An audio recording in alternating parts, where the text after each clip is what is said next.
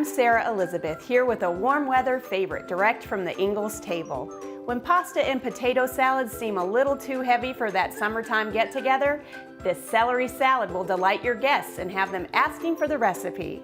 You can find your farm-fresh ingredients right there at Ingles.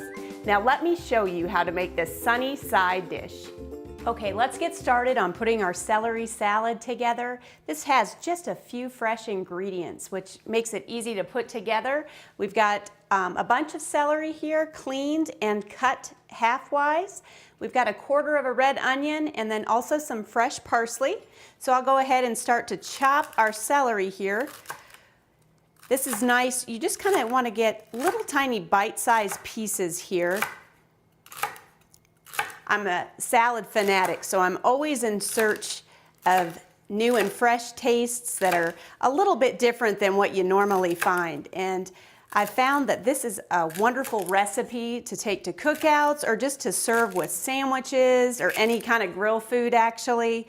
Just a little bit different than what you're used to. Not that I don't love macaroni salads and potato salads, but this just is a little bit different. So we'll finish chopping this up.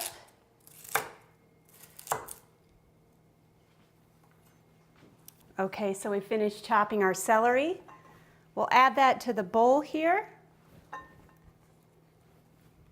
We've got 4 ounces here of walnut pieces and halves. I like to use the bigger pieces because, again, for that crunch factor, gives you a little bit more to chow down on there.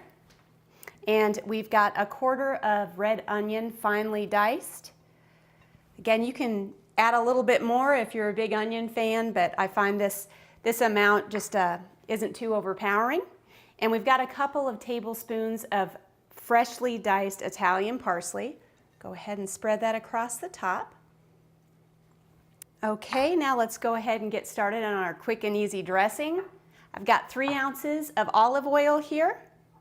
To that, I'm going to add some white balsamic vinegar. This is terrific. If you've never had white balsamic vinegar before, it's a little lighter tasting, very fresh.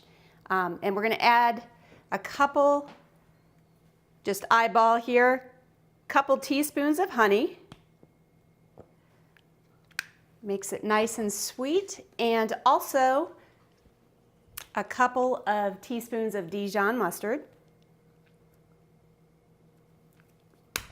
And some salt and pepper to taste.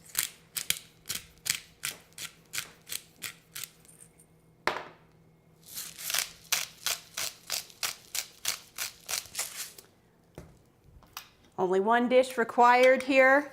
Got our little canning jar. We'll put the top on, shake it up for just a minute.